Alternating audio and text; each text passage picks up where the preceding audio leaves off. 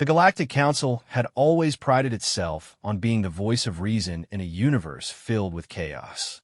For over 3,000 years, the massive crystalline structure floating in the Andromeda Nexus had served as the diplomatic heart of civilized space. Representatives from 47 different species gathered here monthly to discuss trade disputes, territorial boundaries, and the occasional territorial expansion request from younger civilizations. Ambassador Zethkari of the Veltar Confederacy stood before the Grand Assembly Hall, his 6 arms gesturing dramatically as he addressed the gathered delegates. His blue-scaled skin shimmered under the artificial lighting, and his voice carried the authority of someone who had never been challenged in over 2 centuries of diplomatic service. Esteemed colleagues, Zethkari began, his translator device rendering his words into dozens of languages simultaneously. We are here today to address what can only be described as an unfortunate misunderstanding. The humans of Sol System have filed a formal complaint regarding our recent mining operations in the asteroid belt they claim as their territory. A ripple of what could generously be called polite amusement passed through the assembly. The Creed delegate clicked his mandibles in what his species considered laughter. The ethereal lumina representative flickered brighter for a moment, their version of a chuckle. Even the usually stoic granite lords shifted their massive stone bodies in what might have been mirth.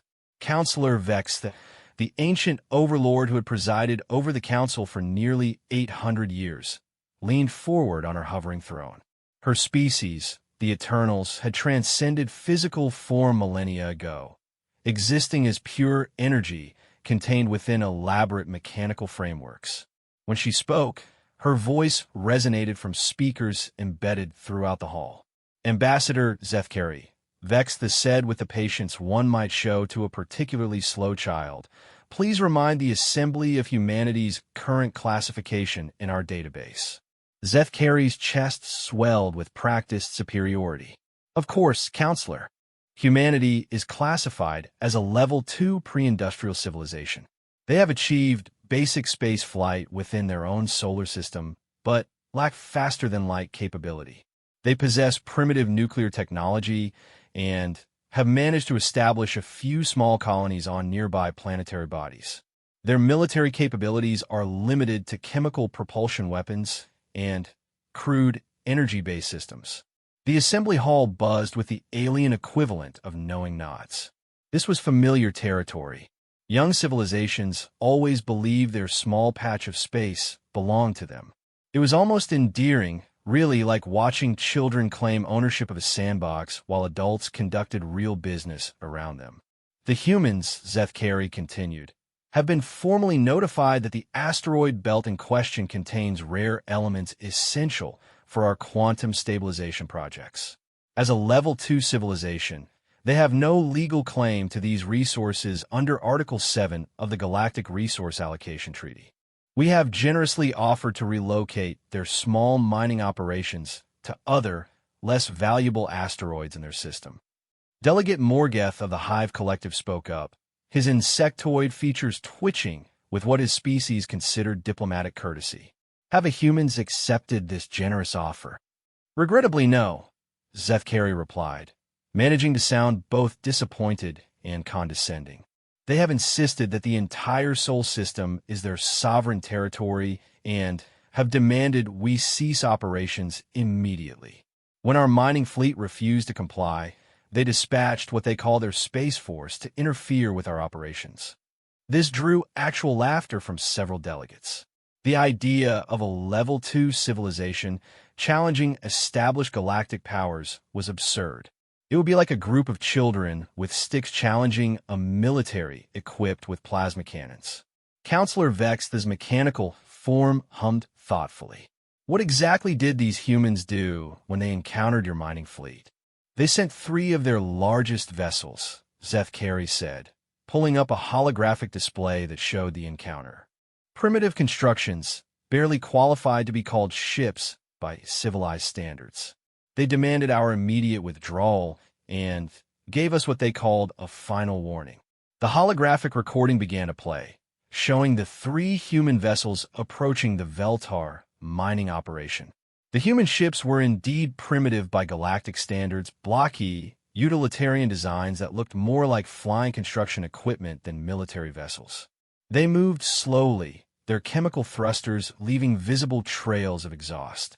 Admiral Sarah Chun of the United Earth Space Force came a clear, female voice from the recording. You are operating in Sol System territory without authorization. You have 60 seconds to begin withdrawal procedures, or we will take action to defend our sovereign space. The Veltar fleet commander's response was audible on the recording, though he had clearly not expected it to be preserved for posterity. Little human, you pilot toy ships and threaten us with sticks. Go home before you embarrass yourselves further.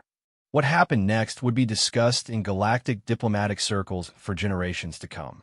The three human vessels suddenly accelerated with a violence that defied their apparent technological limitations.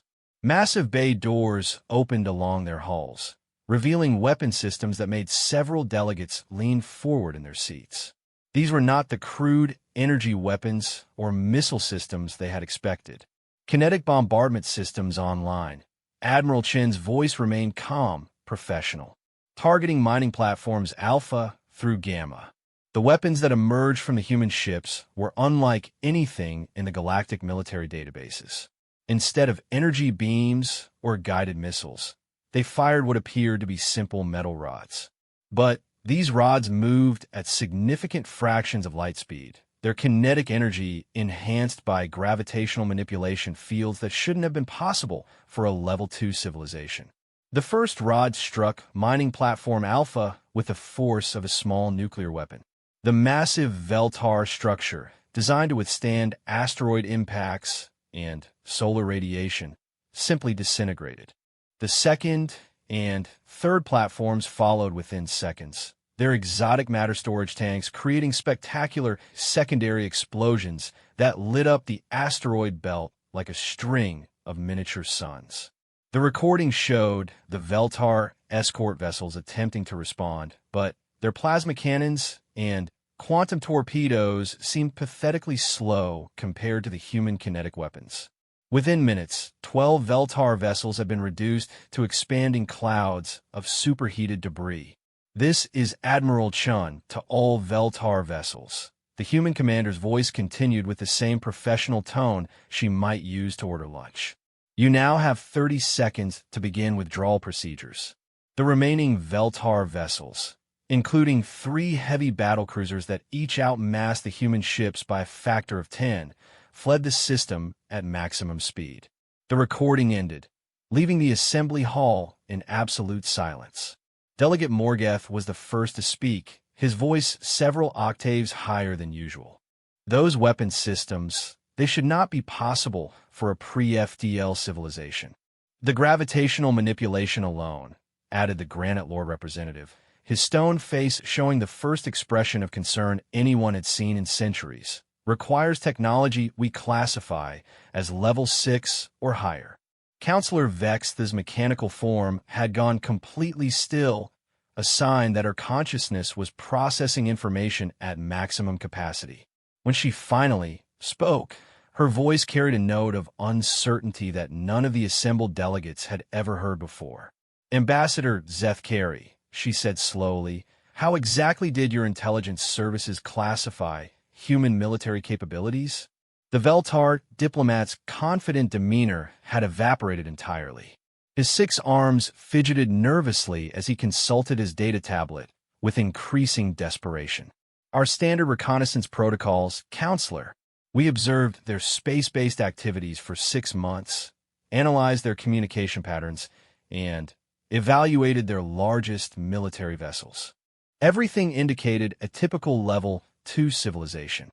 Did your reconnaissance teams actually approach human space? Asked Delegate Kessera of the Trader Guilds, her tentacle form coiling with what her species displayed when extremely nervous. Well, no, Zeth Carey admitted. Direct observation was deemed unnecessary given their obvious technological limitations. We used long-range sensors and intercepted communications to build our assessment. A new voice spoke from the gallery. General Thakmore of the warrior clans, whose species had not participated in galactic politics for over a century. His presence alone was unusual. The warriors typically considered council meetings beneath their notice. You observe them in their own system, Thakmor said, his scarred battle armor clicking as he stood, and assumed they were showing you everything. The implication hung in the air like a toxic cloud. Every civilization in the galaxy displayed their most advanced technology when operating in their home systems. It was a basic principle of interstellar relations: show strength to avoid appearing weak to potential threats. If the humans had been concealing their true capabilities, Counselor Vex, came a new transmission from the communications array. We are receiving an urgent message from the Frontier Monitoring Station at grid reference Gamma 77. Display it, Vexta ordered. The main holographic projector activated, showing a three-dimensional representation of local space. A new contact appeared on the display, moving through the outer territories at impossible speed. According to the readout, the contact was traveling at nearly 40 times the speed of light, faster than anything in the galactic fleet except for the ancient Eternal Dreadnoughts. The contact is transmitting identification codes, the communications officer reported. It identifies itself as the UES Retribution, flagship of the United Earth Space Force. Shocked murmurs filled the assembly hall. Not only did the humans possess faster-than-light travel, but their flagship was moving faster than most galactic naval vessels. The implications were staggering. They are requesting permission to address the Council, the communications officer continued. The message is signed by Admiral Sarah Chun, commanding officer. Counselor Vexta's mechanical form hummed with processing power as she calculated the political implications. A Level 2 civilization demanding to address the Galactic Council was unprecedented. More concerning was the fact that this Level 2 civilization had just demonstrated military capabilities that exceeded most Council member species. How long until they arrive? She asked. At their current velocity, approximately 4 hours. The assembly hall erupted in concerned chatter. Representatives demanded explanations that no one could provide. The Veltar delegation huddled together in obvious panic, while the military representatives of various species were frantically accessing their threat assessment databases. Ambassador Zeth Carey's tablet chimed with an incoming priority message. As he read it, his blue scales shifted to a sickly pale color. "Counselor," he said in a voice barely above a whisper, "I am receiving reports from all 6 of our mining operations in human space. They have all been destroyed." "All of them?" Vexta asked, though her tone suggested she already knew the answer. "Simultaneous strikes across 3 star systems," Zeth Carey confirmed. "Our fleets never saw them coming. The attacks were coordinated to the second, using the same kinetic bombardment technology we witnessed earlier. Total Veltar casualties are estimated at over 40,000 personnel." The number sent a chill through the assembly. The Veltar Confederacy was one of the most powerful military forces in the galaxy. The idea that a supposedly primitive civilization could inflict such casualties in a coordinated strike was beyond comprehension. General Thakmor's armor-enhanced voice cut through the chaos. "Counselor, I formally request permission to mobilize the Warrior Clan's Rapid Response Fleet." "Denied," Vexta replied immediately. "We will not escalate this situation until we understand exactly what we are dealing with." "With respect, Counselor," Thakmor continued, "we may already be dealing with a Level 8 threat masquerading as a Level 2 civilization. The coordination required for simultaneous strikes across multiple star systems indicates military capabilities we have seriously underestimated." Delegate Morgeth's mandibles clicked rapidly, a sign of extreme agitation among his kind. The Hive Collective's border territories are adjacent to human space. If they possess this level of military technology, our colonies could be at risk. "All colonies could be at risk," added the Lumina representative, their energy form flickering with concern. "We have no idea what other capabilities they have been concealing." Counselor Vexta raised one mechanical appendage, calling for silence. The authority in her gesture was absolute, She had maintained order in this chamber for 8 centuries, and, even in crisis, her presence commanded respect. "We will receive the human delegation and hear what they have to say," she announced.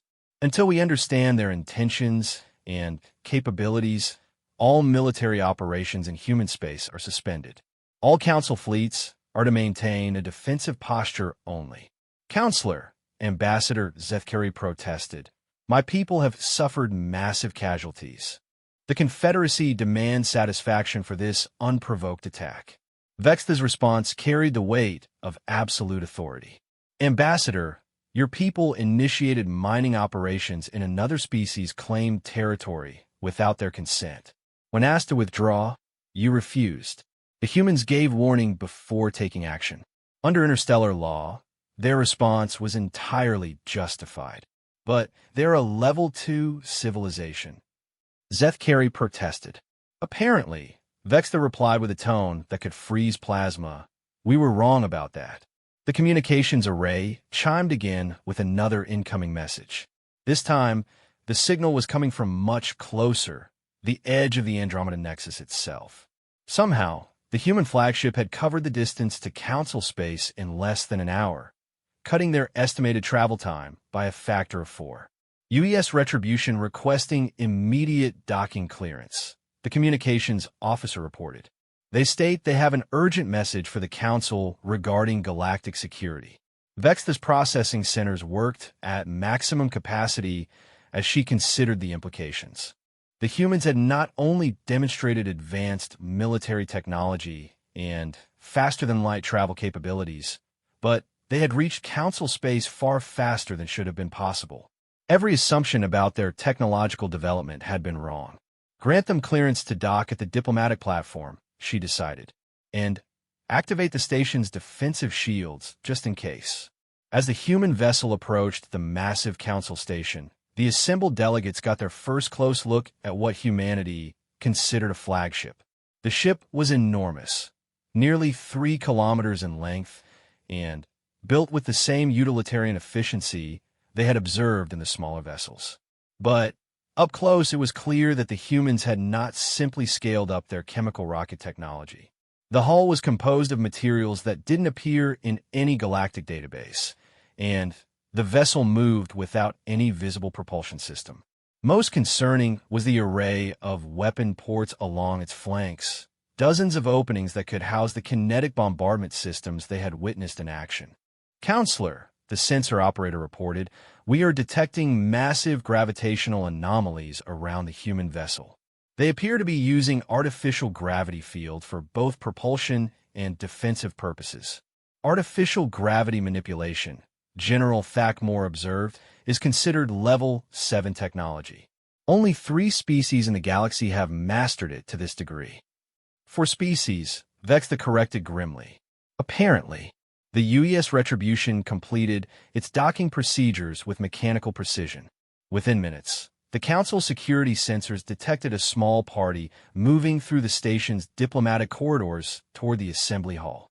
The humans were actually coming aboard the station, another breach of protocol that somehow seemed insignificant compared to everything else that had happened. Security reports that the human delegation consists of 4 individuals, the communications officer announced. Admiral Sarah Chun, a military advisor, a diplomatic attaché, and someone identified as a scientific observer. 4 people. Delegate Morgeth clicked nervously. They brought 4 people to address the entire Galactic Council. They brought 4 people, General Thakmore corrected, to deliver a message that required destroying 6 military fleets and traveling faster than our best ships across multiple star systems. I suspect these 4 people are going to be very memorable. As the massive doors to the assembly hall began to open, every representative fell silent. Whatever was about to happen would reshape their understanding of humanity's place in the galaxy. The only question was whether that reshaping would involve diplomacy or devastation. Admiral Sarah Chun entered first, her uniform bearing insignia that meant nothing to the assembled aliens, but somehow conveyed absolute authority. She was neither particularly tall nor imposing by galactic standards, but she moved with the confidence of someone accustomed to having entire fleets obey her slightest command. Behind her came three others, a tall man in similar military dress, a woman in civilian clothing who carried herself like a seasoned diplomat, and an elderly human male whose simple appearance somehow made several delegates uncomfortable. Admiral Chen approached the center of the assembly hall and stopped exactly in the spot traditionally reserved for petitioning civilizations. For a long moment, she simply looked around the chamber, making eye contact with delegates who suddenly found themselves feeling like they were the ones being evaluated. When she finally spoke, her voice carried clearly through the hall without need for amplification. "Honorable members of the Galactic Council," she began, "my name is Admiral Sarah Chun, commanding officer of the United Earth Space Force. I am here to discuss what appears to have been a significant misunderstanding regarding humanity's status in this galaxy." The simple statement hung in the air like a challenge. No representative of a Level 2 civilization had ever addressed the Council with such casual authority. The implications were becoming impossible to ignore. Counselor Vex leaned forward on her hovering throne. "Admiral Chun, our records indicate that humanity is classified as a Level 2 pre-industrial civilization. Are you suggesting this classification is incorrect?" Admiral Chen's expression remained perfectly neutral. "Counselor, I am suggesting that your intelligence-gathering methods may need improvement." The elderly human who had accompanied Admiral Chun stepped forward with a slight smile that somehow made several council delegates shift uncomfortably in their seats. Dr. Marcus Webb had spent 40 years studying xenobiology and another 20 developing first contact protocols that nobody had expected to use quite this dramatically. "If I may, Admiral," Dr. Webb said, his voice carrying the patient tone of a university professor addressing particularly slow students. "I believe the Council's confusion stems from a fundamental misunderstanding of human development patterns." Counselor Vex's mechanical form hummed with processing power. "Dr. Webb, I presume? Our intelligence reports suggested you were humanity's leading xenobiologist, though we were unaware you were also involved in military affairs." "I'm not, typically," Dr. Webb replied.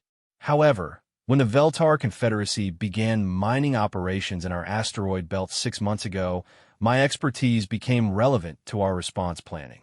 You see, we needed to understand how galactic civilizations might react to discovering they had seriously misjudged a new species." The implications of that statement rippled through the assembly hall like a seismic wave. Ambassador Zeth Carey's 6 arms began to tremble slightly as the full meaning became clear. "You knew we were observing you," Zeth Carey said, his voice barely above a whisper. "You knew we were cataloging your capabilities." "Of course we knew," Admiral Chun replied matter-of-factly. "Your reconnaissance drones were hardly subtle. We've been tracking Galactic Council survey activities in Sol System for over 2 years." General Thakmore's armor clicked ominously. "You allowed us to observe you while concealing your true capabilities. You deliberately misled our intelligence services." Dr. Webb's smile widened slightly. "General, with respect, you misled yourselves. We never concealed anything. We simply didn't advertise our full capabilities while unknown aliens were watching us. Any species that had achieved interstellar travel should understand the wisdom of that approach." The silence that followed was deafening. Every civilization in the galaxy followed the same basic principle when dealing with unknown contacts. Reveal as little as possible about your true capabilities until you understood the other party's intentions. The humans had simply applied this logic more effectively than anyone had expected from a supposedly primitive species. Delegate Morgith's mandibles clicked rapidly. "The vessels we observed in your system, the primitive construction, the chemical propulsion systems, training vessels, and cargo haulers," Admiral Chen confirmed. "Perfectly adequate for local system operations, which is all you observed us conducting. Why would we deploy our primary fleet for routine asteroid mining and colony resupply operations?" The woman who had entered with the human delegation stepped forward with practiced diplomatic grace. Ambassador Maria Santos had spent her career negotiating trade agreements and territorial disputes between Earth's various nations. Dealing with alien civilizations was simply a matter of scaling up her existing expertise. Council members, Ambassador Santos began. Dr. Webb has prepared a comprehensive briefing on actual human technological capabilities. I believe it would be beneficial for everyone if we cleared up these misconceptions before proceeding with formal diplomatic relations. Counselor Vex's form had gone completely still, a sign that her consciousness was processing implications at maximum capacity. Dr. Webb, please proceed with your briefing. Dr. Webb activated a small device that projected a three-dimensional hologram above the assembly hall floor. The image showed the Sol system, but not as the Council's intelligence services had cataloged it. Instead of the handful of small colonies and primitive orbital installations they had observed, the display revealed a thriving interplanetary civilization. Our core worlds support a combined population of approximately 8 billion humans. Dr. Webb began conversationally. Earth remains our administrative and cultural center, while Mars serves as our primary industrial base. The Luna colonies handle our research and development operations, and the asteroid belt installations you observed represent our resource extraction network. The hologram zoomed in to show individual installations that dwarfed anything the Council had detected. Massive orbital platforms surrounded Earth and Mars, while the asteroid belt teemed with mining operations, refineries, and defensive platforms that had somehow remained invisible to galactic sensors. Your stealth technology, Delegate Kessera of the Trader Guild said, her tentacled form coiling with nervous energy. How did you hide installations of this size from our sensor networks? We didn't hide them, Dr. Webb replied cheerfully. We simply built them to appear as something else. Your sensors detected exactly what they expected to find: small mining operations, basic orbital facilities, and primitive communication networks. The fact that these installations also served other purposes was not immediately apparent to external observation. The hologram shifted to show a detailed view of what appeared to be a simple asteroid mining platform. As the image rotated, however, the true nature of the structure became clear. The mining equipment was real and functional, but the asteroid itself had been hollowed out and converted into a massive military installation. Dozens of kinetic bombardment systems were concealed within what looked like processing facilities. Adaptive camouflage, General Thakmore observed with what his species considered professional admiration. Your military installations serve dual purposes as civilian infrastructure. Every installation serves multiple purposes, Admiral Chen confirmed. Our mining platforms double as defensive positions. Our cargo vessels can be rapidly converted to troop transports. Our communication satellites include military command and control systems. It's simply efficient use of resources. Dr. Webb advanced to the next section of his presentation, showing the human fleet in its full glory. The primitive vessels the Council had observed were indeed real, but they represented perhaps 5% of humanity's actual space capability. The true human fleet was composed of hundreds of vessels that made the UES Retribution look like a patrol boat. Our current fleet composition includes approximately 400 major vessels. Dr. Webb continued in the same professorial tone. These range from exploration and research ships to heavy battle cruisers capable of planetary bombardment. The vessels you observed were primarily training ships and local transport craft. The assembled delegates stared in stunned silence as the hologram displayed ship after ship, each one incorporating technology that should have been impossible for a pre-FTL civilization. The smallest vessels were armed with the kinetic bombardment systems that had devastated the Veltar fleets. The largest ships mounted weapons that defied easy classification. The gravitational manipulation systems we observed, the Granite Lord representative said, his stone features showing unprecedented emotion. How long have you possessed this technology? Dr. Webb consulted a tablet with the casual air of someone checking his grocery list. Practical gravity manipulation has been available for approximately 15 years. We achieved breakthrough understanding of quantum gravitational fields shortly after detecting the first galactic survey drones in our system. Knowing we were being observed provided significant motivation for our research programs. The implications hit the assembly like a physical blow. The humans had not only hidden their existing capabilities, they had accelerated their technological development, specifically in response to galactic observation. What the Council had interpreted as a primitive civilization struggling with basic spaceflight was actually a rapidly advancing species preparing for contact with superior alien civilizations. Ambassador Zeth Carey had gone completely pale, his blue scales now appearing almost gray.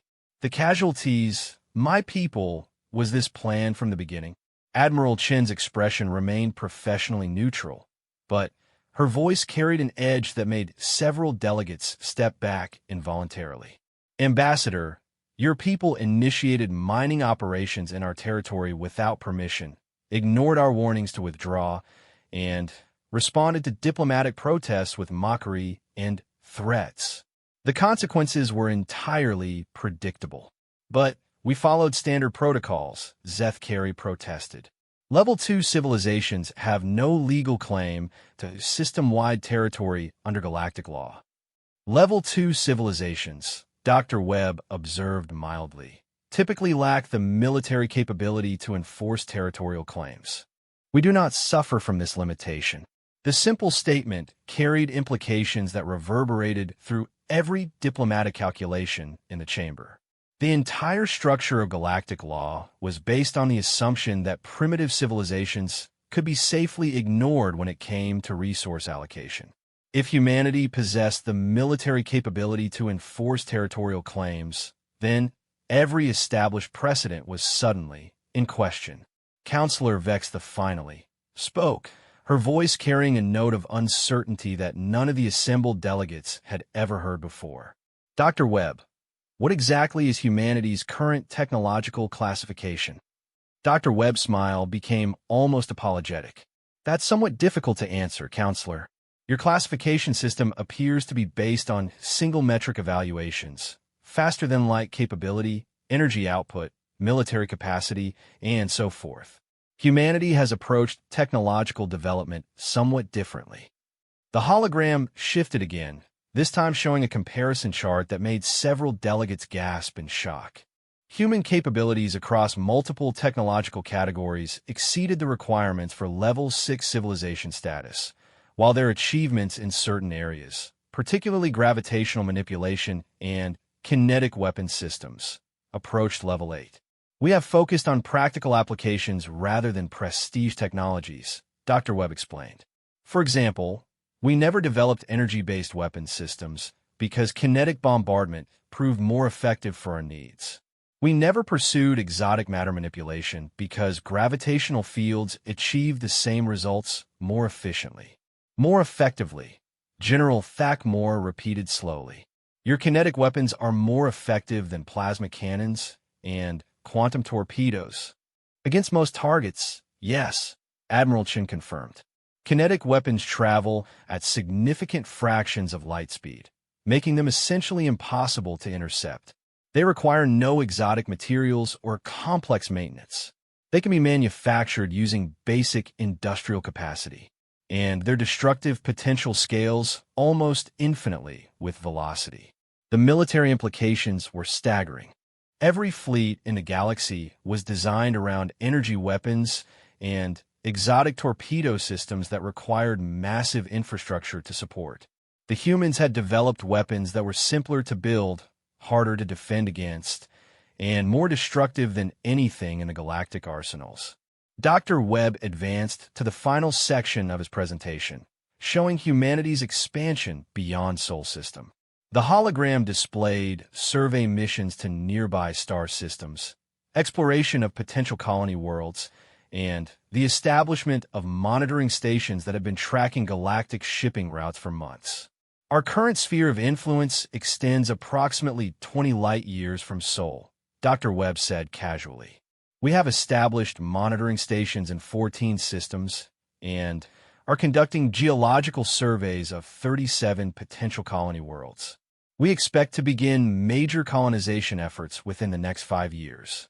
Delegate Morgeth's mandibles clicked in rapid succession, a sign of extreme agitation among his species. 20 light-years, that encompasses Hive collective border territories. It encompasses border territories for 6 different council member species, Dr. Webb agreed pleasantly. We have been careful not to interfere with established colonies or shipping routes, but we naturally require advance notice of any future galactic activities in our expansion zone. The casual way he described a 20 light-year sphere as humanity's expansion zone sent chills through the assembly. Most council species controlled territories spanning only a few star systems. The humans were discussing territorial claims that would make them one of the largest powers in the galaxy. Ambassador Santos stepped forward with practiced diplomatic timing. Council members, humanity seeks peaceful and productive relations with all galactic civilizations. However, recent events have made it clear that certain diplomatic protocols need to be established to prevent future misunderstandings. What kind of protocols? Counselor Vexthy asked, though her tone suggested she already suspected the answer. Recognition of human territorial sovereignty throughout Sol System and our established expansion zone, Admiral Chun stated with military directness. Advance notification and approval for any galactic activities within human space, and formal recognition of humanity as a major galactic power with full council representation. The demands hit the assembly like a series of hammer blows. The humans were not requesting consideration for eventual membership. They were demanding immediate recognition as equals to the most powerful civilizations in the galaxy. Ambassador Zeth Carey found his voice, though it came out several octaves higher than usual. This is unprecedented. No species has been granted major power status without centuries of gradual integration into galactic society. No species has demonstrated the capability to simultaneously destroy 6 major military fleets while maintaining perfect operational security, Dr. Webb replied with academic detachment. We believe our situation may warrant accelerated consideration. General Thakmore's armor clicked as he shifted position. Admiral Chun, your presentation has been illuminating. However, the warrior clans must ask directly, what are humanity's intentions regarding galactic expansion? Admiral Chun met his gaze directly. General, humanity seeks the same thing every intelligent species seeks: security for our people, access to resources for continued development, and freedom to pursue our civilization's goals without interference. We have no interest in conquest for its own sake, but we will not accept limitations imposed by others on our legitimate expansion. And if the Council does not agree to your demands? Counselor Vexthy asked. The elderly Dr. Webb's smile became almost grandfatherly. Counselor, we prefer not to think in terms of demands. We are simply clarifying the current situation so that future interactions can proceed on the basis of accurate information rather than outdated assumptions. That's not an answer, Vexthy pressed. Admiral Chin's response was delivered with the same professional tone she might use to discuss weather conditions. Counselor, humanity has demonstrated that we possess the technological capability and military capacity to defend our interests. We prefer diplomacy, but we are not dependent on it. The statement hung in the air like a sword over the assembly.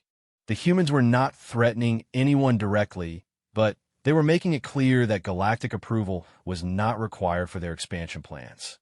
They were offering to work within the existing diplomatic framework, but they were equally prepared to work around it if necessary.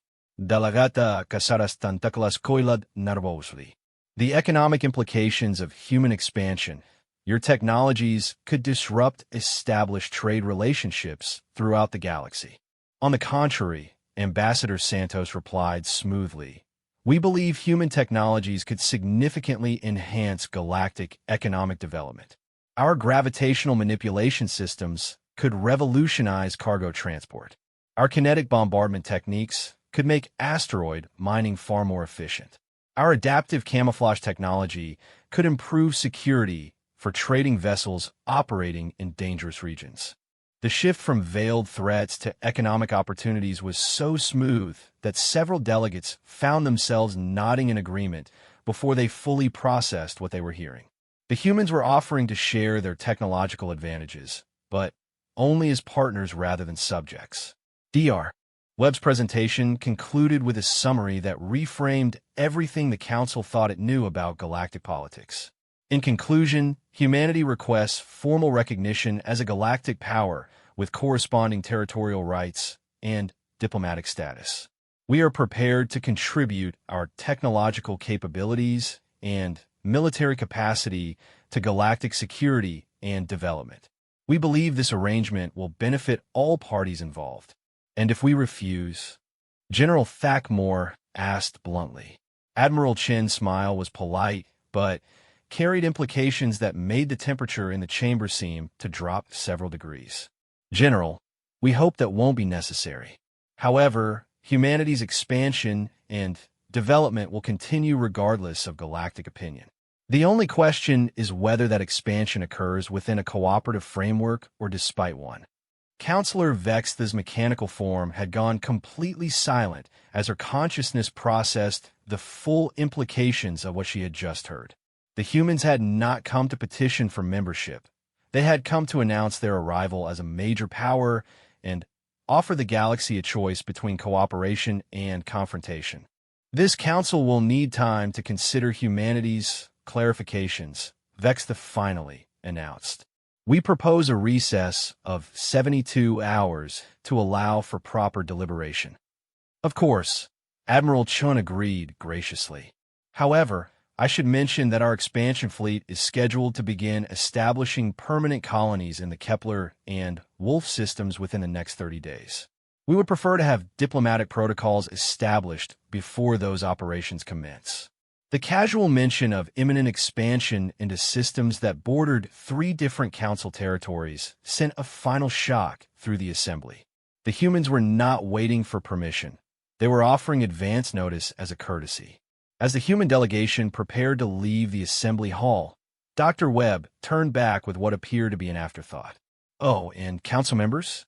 You might want to review your intelligence gathering procedures for other supposedly primitive civilizations. Humanity is unlikely to be the only species that has learned to conceal its true capabilities from galactic observation. The statement left the assembled delegates staring at each other in dawning horror. If their classification system had failed so completely with humanity, how many other Level 2 civilizations were actually advanced powers waiting for the right moment to reveal themselves? As the massive doors closed behind the human delegation, the Galactic Council faced a reality that no amount of diplomatic experience had prepared them for. They had just discovered that the galaxy was far more dangerous than they had ever imagined, and they had learned this lesson from species they had dismissed as barely worth noticing. The age of galactic assumptions was over. The age of galactic reality had begun. 3 days later, the Galactic Council reconvened in emergency session. The past 72 hours had been among the most chaotic in the Council's 3,000-year history. Intelligence services across the galaxy had been frantically reviewing their classifications of supposedly primitive civilizations.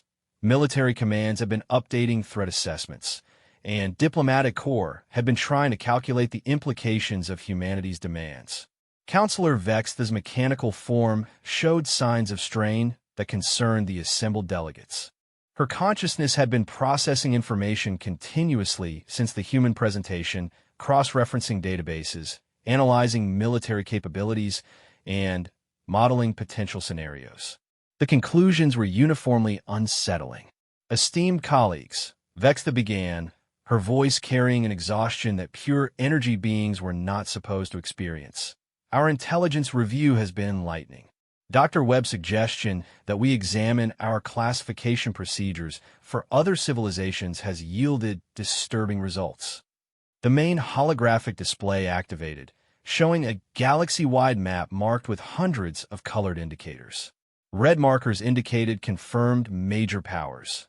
Yellow markers showed developing civilizations under council monitoring, and blue markers represented supposedly primitive species classified as level 2 or below.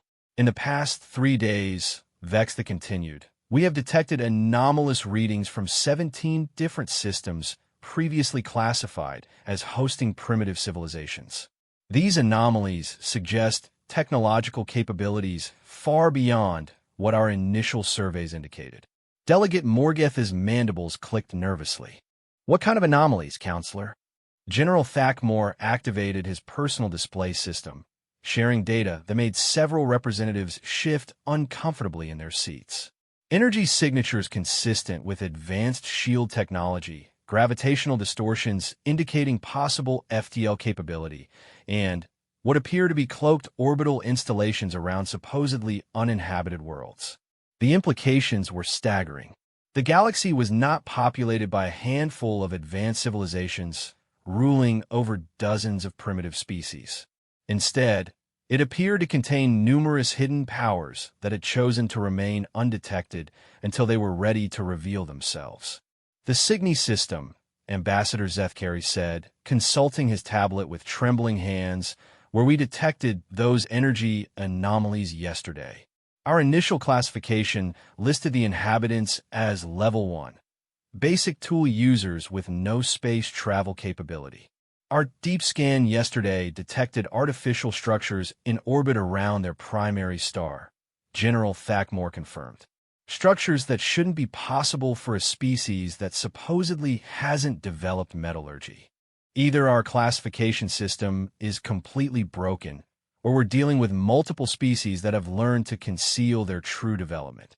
Dr. Webb's warning about galactic intelligence gathering was proving more accurate than anyone wanted to admit.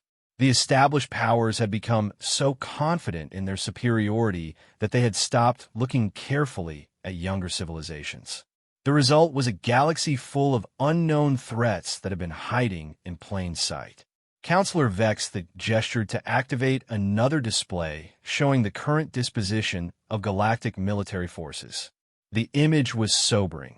Most major fleets were concentrated around established territories and trade routes, leaving vast regions of space essentially unmonitored. If even a fraction of the supposedly primitive civilizations possessed capabilities comparable to humanity, the balance of power in the galaxy was about to shift dramatically. The immediate question, Vexta announced, is how we respond to humanity's demands. Their technological demonstration has made it clear that rejecting their requests could have serious consequences. The debate that followed revealed the depth of the crisis facing the established galactic order. The Veltar Confederacy, still reeling from their devastating losses, demanded military action against the humans. The trader guilds worried about economic disruption from human expansion. The warrior clans saw an opportunity to test themselves against a genuinely capable opponent. The smaller council members feared being caught between competing powers. The humans have given us 30 days, General Thakmore observed, before they begin permanent colonization operations in contested territories. If we're going to take military action, it needs to happen soon. Military action against what? Demanded Delegate Kessera. Our intelligence estimates suggest humanity's fleet strength exceeds most individual council members. Even a coordinated response would face significant casualties. Ambassador Zethkari's desperate interjection drew attention back to the immediate crisis. My people lost 6 fleets and 40,000 personnel in coordinated strikes that we never saw coming. The humans demonstrated surgical precision across multiple star systems simultaneously. This level of coordination suggests military planning capabilities that rival our most advanced civilizations. The weight of that assessment settled over the assembly like a suffocating blanket. Humanity had not simply revealed advanced technology. They had demonstrated the organizational capacity to coordinate complex military operations across vast distances with perfect timing. Such capabilities suggested a level of strategic planning that took decades to develop. There's another factor we need to consider, came a new voice from the gallery. Admiral Kretal of the Lumina Defense Fleet rarely participated in council politics, but her presence indicated that the military implications of humanity's reveal were being taken seriously at the highest levels. Admiral, Vexta acknowledged. The humans achieved tactical surprise not through superior technology, but through superior intelligence. Kretal's energy form flickered as she spoke. They knew exactly where our forces were positioned, what our defensive capabilities were, and how to exploit our weaknesses. This suggests intelligence-gathering operations that have been active for years. The implication sent a chill through the assembly. If humanity had been conducting covert intelligence operations while maintaining the appearance of a primitive civilization, what else did they know? How many galactic secrets had been compromised? How many military plans have been observed and countered before they were even implemented? Dr. Webb's casual mention of monitoring galactic shipping routes suddenly took on new significance. The humans hadn't just been hiding their capabilities. They had been actively studying galactic civilization while remaining undetected. They knew far more about the established powers than anyone had suspected. Counselor, the communications array chimed with an incoming priority message. We are receiving a transmission from the UES Retribution.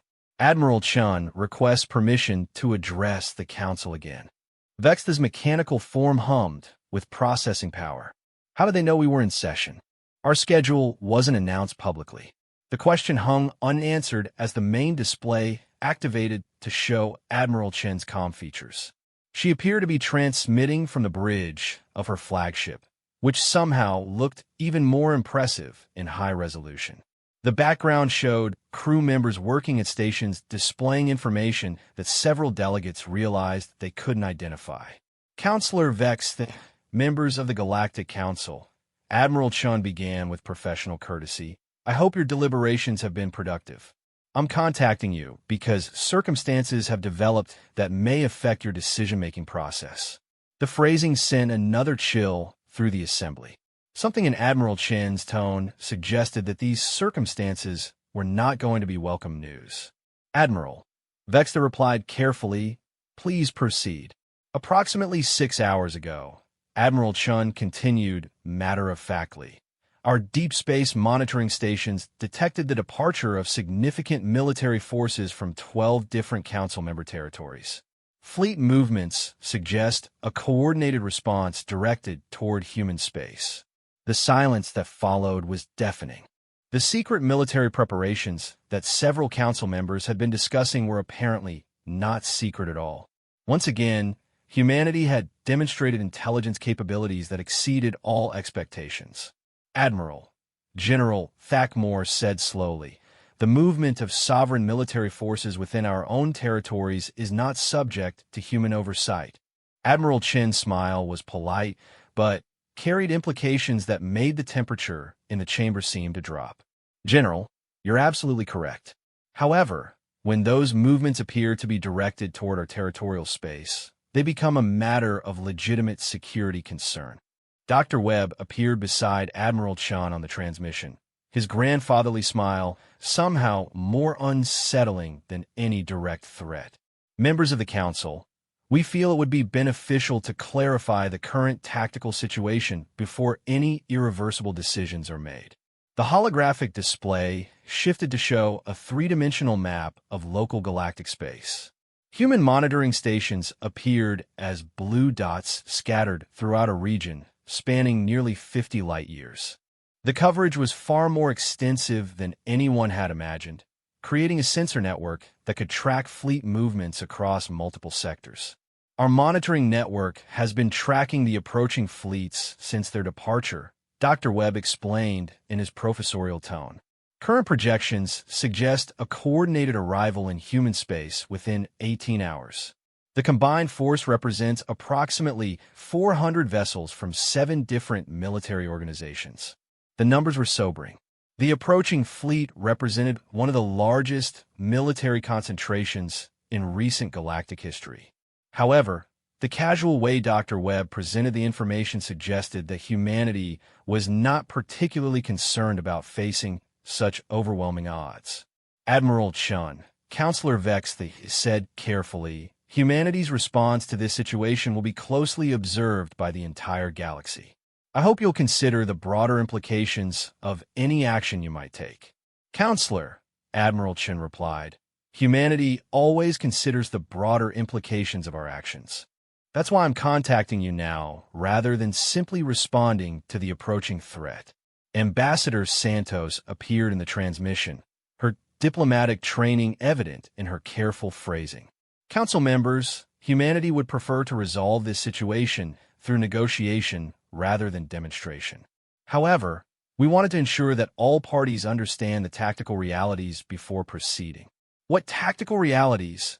Demanded Ambassador Zethkari, his voice carrying a note of hysteria that his species rarely displayed. Dr. Webb's presentation shifted to show detailed analyses of the approaching fleets.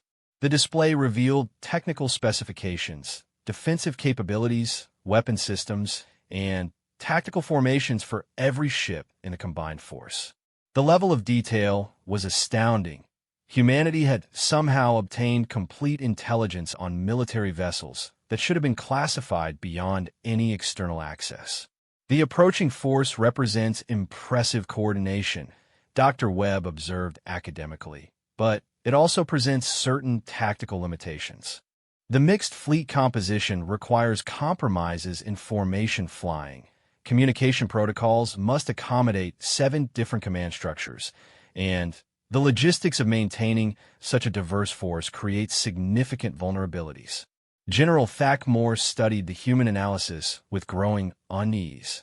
The tactical assessment was more thorough than anything his own intelligence services could have produced. Somehow, the humans had not only detected the fleet movements, but had conducted detailed analyses of capabilities that should have been impossible to determine from external observation. More concerning, Admiral Chen added, is the fact that this fleet composition appears optimized for operations against conventional galactic military doctrine. Unfortunately, humanity doesn't employ conventional galactic military doctrine. The statement was delivered so matter-of-factly that it took several seconds for the full implications to register. The massive fleet approaching human space had been organized and equipped to fight the kind of war that galactic civilizations understood. However, humanity had already demonstrated that they fought wars in ways that conventional doctrine couldn't counter. Admiral, General Thacmore said slowly, "Are you threatening to destroy a peacekeeping fleet?" "General," Admiral Chun replied with professional patience, "I'm pointing out that a fleet armed with energy weapons and quantum torpedoes may not be optimally equipped to engage kinetic bombardment systems and gravitational manipulation technology. The tactical mismatch could result in unfortunate consequences that serve no one's interests." Ambassador Santos leaned forward with diplomatic urgency. "Council members, humanity is offering one final opportunity for diplomatic resolution. We propose immediate recognition of human territorial claims and full council membership in exchange for technology sharing agreements that would benefit all galactic civilizations. And if we refuse?" Counselor Vex, they asked, though her tone suggested she already knew the answer. Admiral Chin's expression remained perfectly professional. "Then, we will defend our territory using whatever means prove necessary. The approaching fleet will discover what the Veltar forces learned about the effectiveness of kinetic weapons against conventional defenses." Dr. Webb's final contribution to the conversation was delivered with the same academic detachment he might use to discuss an interesting research finding. "Council members, you should be aware that humanity's defensive preparations extend beyond simple weapon systems. Our territorial space has been seeded with gravitational manipulation devices that can create artificial gravity wells, disrupt FDL navigation, and redirect incoming projectiles. Conventional fleet tactics are unlikely to prove effective in such an environment." The transmission ended, leaving the assembly in stunned silence. The humans had not only detected and analyzed the approaching fleet, they had prepared a battlefield that would neutralize the advantages of conventional galactic military technology. The massive force that had been assembled to intimidate humanity was walking into a carefully prepared trap. "Counselor," the communications officer reported, "we're receiving urgent messages from the fleet commanders. Their navigation systems are detecting massive gravitational anomalies throughout the region. Several ships report difficulty maintaining course toward the target zone." The tactical situation was becoming clear. Humanity had turned their territorial space into a defensive maze that conventional fleets couldn't navigate effectively. The gravitational manipulation technology that had seemed impressive in Dr. Webb's presentation was actually part of a comprehensive defensive strategy that had been years in the making. Counselor Vexta's mechanical form had gone completely silent as her consciousness processed the full scope of the crisis. The galaxy's established powers had stumbled into a confrontation with a civilization that had spent years preparing for exactly this scenario. Every assumption about human capabilities had been wrong, and every conventional response had been anticipated and countered. "The vote," she announced finally, "must be taken immediately, all in favor of recognizing humanity as a major galactic power with full territorial rights and council membership." The response was unanimous. Even Ambassador Zeth Carey, whose people had suffered the most from human military action, voted in favor. The alternative, watching hundreds of vessels and thousands of personnel disappear into humanity's gravitational maze, was unacceptable. "Motion carried," Vexta announced. "Send immediate orders to all fleet commanders to halt their advance and begin withdrawal procedures. Transmit our acceptance of humanity's diplomatic proposals to Admiral Chun." As the crisis resolution protocols activated throughout galactic space, the assembled delegates began to grasp the full scope of what had just occurred. Humanity had forced their way into the galactic power structure not through gradual development and careful diplomacy, but through a carefully orchestrated demonstration of capabilities that made resistance pointless. "Counselor," General Thakmore observed grimly, "this sets a dangerous precedent. If other hidden civilizations follow humanity's example, the entire galactic order could collapse within decades." Vexta's response carried the weight of 3,000 years of diplomatic experience. "General, the galactic order has already changed. We've simply recognized reality rather than fighting it. The question now is whether we can adapt quickly enough to maintain stability while other hidden powers reveal themselves." Dr. Webb's parting warning about reviewing classifications for supposedly primitive civilizations had proven prophetic. The galaxy was about to become a much more crowded and dangerous place as hidden civilizations emerged from the shadows. The age of a few advanced species dominating dozens of primitive ones was ending. The age of galactic equality, enforced by weapons that moved at significant fractions of light speed, had begun, and humanity had fired the first shot, not in anger, but as a simple announcement that the universe had fundamentally changed. In the end, the Galactic Council realized they hadn't just crossed a line with humanity. They had crossed a line with the future itself. A future where assumptions about technological development, military capability, and diplomatic precedent had become not just outdated, but actively dangerous. The humans had struck first, and in doing so, they had struck last. The galaxy would never be the same.